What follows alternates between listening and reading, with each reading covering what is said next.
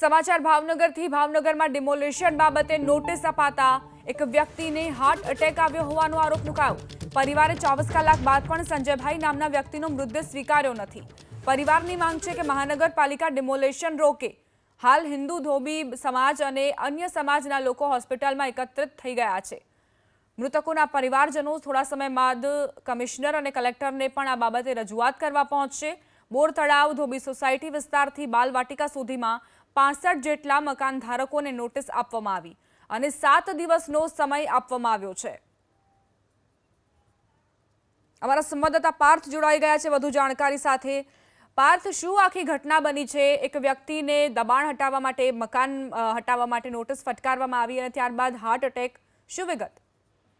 જે જણાવું, ભાવનગર મહાનગરપાલિકા દ્વારા શહેરના બોરતળાવ વિસ્તારમાં ધોબી સોસાયટીનો જે વિસ્તાર આવેલો છે કે જ્યાં 261 ની નોટિસ આપવામાં આવી છે। અંદાજે 65 જેટલા મકાન ધારકો છે જેમને નોટિસ આપવામાં આવી છે। જ્યાં મહાનગરપાલિકા દ્વારા 18 મીટરનો જે માર્ગ છે તે ખુલ્લો કરવા માટેની નોટિસ આપવામાં આવી છે। પરંતુ તેવામાં ગઈકાલે જે મહાનગરપાલિકાની જે નોટિસ છે તેને લઈને સંજયભાઈ દિહોરા નામના વ્યક્તિ છે કે જેઓને લાગી આવતા હાર્ટ એટેકનો હુમલો આવ્યો હતો અને તેમનું અવસાન થયું છે। જોકે સમગ્ર મામલે જે હિન્દુ ધોબી સમાજના જે વ્યક્તિઓ છે તે હોસ્પિટલ ખાતે એકઠા થયા છે અને તેઓ આક્ષેપ કરી રહ્યા છે કે આ જે મહાનગરપાલિકા દ્વારા નોટિસ આપવામાં આવી છે તેને લઈને તેમને હુમલો આવ્યો છે અને આ બાબતે હાલ તેઓ માંગ કરી રહ્યા છે કે મહાનગરપાલિકા દ્વારા ડિમોલેશન અટકાવવામાં આવે અને આ જ માંગને લઈને તેઓ થોડીવાર રહીને કલેક્ટર અને કમિશનરને રજૂઆત કરવા પહોંચશે અને પોતાની જો માંગ સ્વીકારવામાં નહીં આવે તો ડેડ બોડી સ્વીકારશે નહીં, તેવો પણ આક્ષેપ કર્યો છે। આભાર પાર્થ, જાણકારી આપવા માટે।